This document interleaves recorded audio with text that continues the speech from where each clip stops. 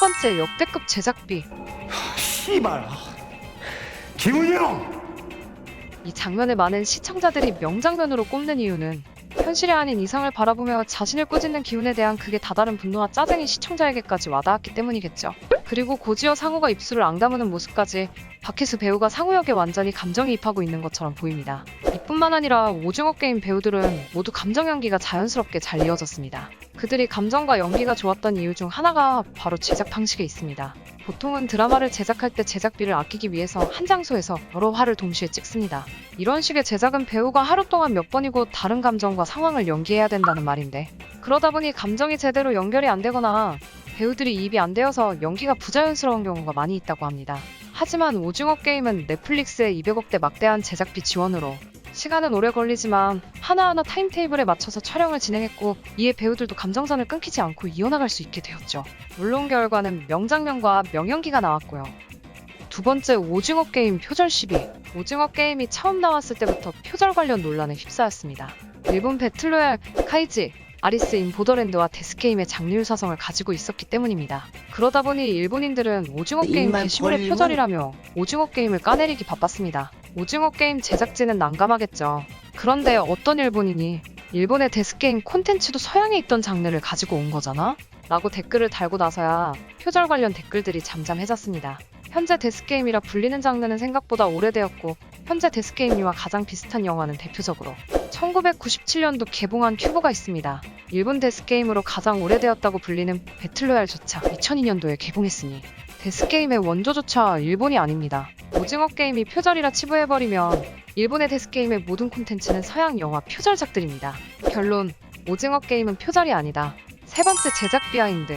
오징어 게임 속 가면을 쓰고 단체로 행동했던 정체불명의 사람들을 제작진들은 가면인들이라 칭했습니다. 그들의 모티브는 개미 군집을 보고 영감을 받아서 만들었다고 합니다. 지금 생각해보니 단체로 명령을 받고 움직이는 게 개미랑 정말 비슷합니다. 특히 감정이 전혀 느껴지지 않아 기괴하면서 무섭게 다가왔습니다.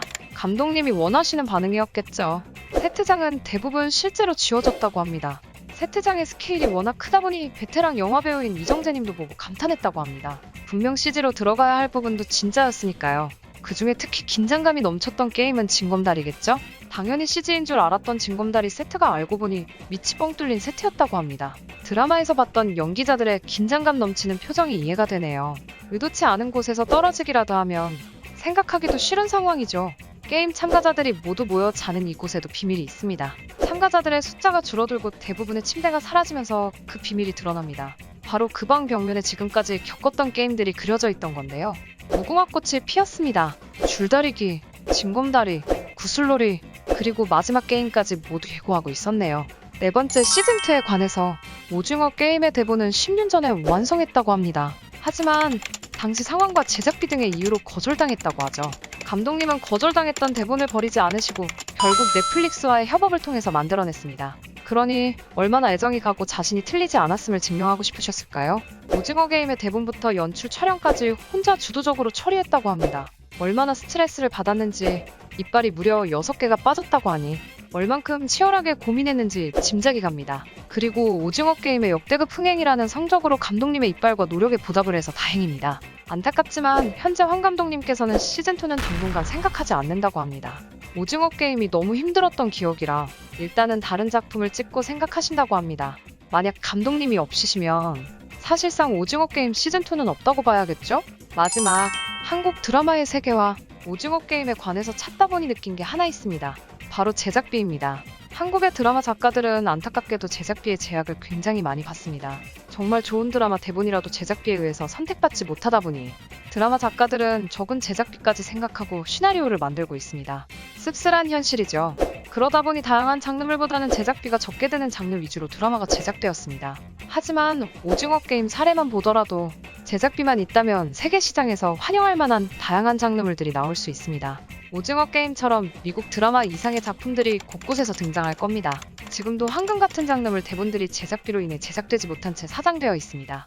제작사들이 눈을 크게 뜨고 찾아본다면 오징어 게임 같은 혹은 그것을 능가할 드라마를 만들 수 있습니다. 이제는 아시아를 뛰어넘어 세계로 수출되는 드라마 강국이 되기를 기원해봅니다. 오늘의 영상은 여기까지입니다. 좋아요와 구독 부탁드립니다. 안녕히 계세요, 여러분!